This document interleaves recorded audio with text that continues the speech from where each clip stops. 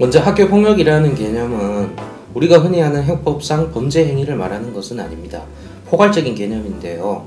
예를 들면 신체폭력, 사이버폭력, 강요, 따돌림, 성폭력 등으로 분류할 수 있어요.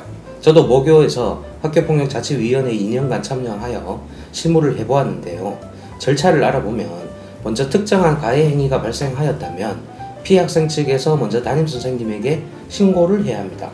근데 여기에서 중요한 것은 담임선생님은 교사이지 수사기관이 아니고 학교폭력 사건을 매일 처리하는 직업이 아니어서 완전히 중립적인 제3자로 보기 어려운 측면이 있어요.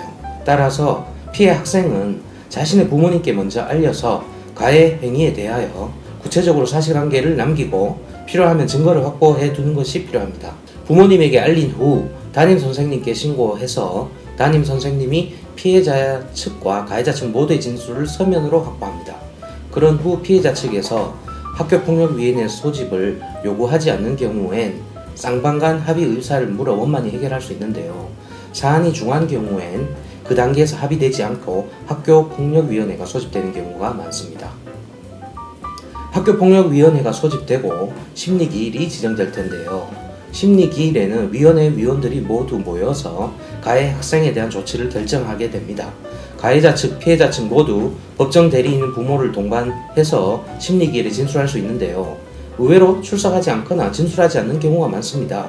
하지만 가해자 측, 피해자 측, 학교 측에서 사실관계를 보는 관점이 다를 수 있으므로 심리기일에는 꼭 출석해서 진술하는 것이 중요하다고 생각합니다. 예를 들면 가해자 측에서는 피해자가 먼저 언어폭력을 했다거나 다른 행동으로 폭력을 유발하였다거나 하는 등 사유를 진술할 필요가 있고, 피해자 측에서는 가해 행위에 대해서 빠진 부분이나 혹은 가해 행위 이후 가해자 측의 태도, 그리고 피해를 당한 후 현재까지의 상태나 병원의 진단 기록 등을 진술하는 것이 중요합니다.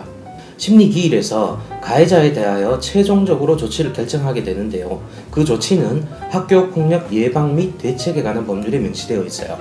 서면 사과, 보복행위 금지, 학교에서의 봉사, 심리치료, 출석 정지, 전학, 퇴학 처분 등이 가능합니다. 그리고 가해자, 피해자 모두 그 조치에 대하여 재심 청구가 가능합니다.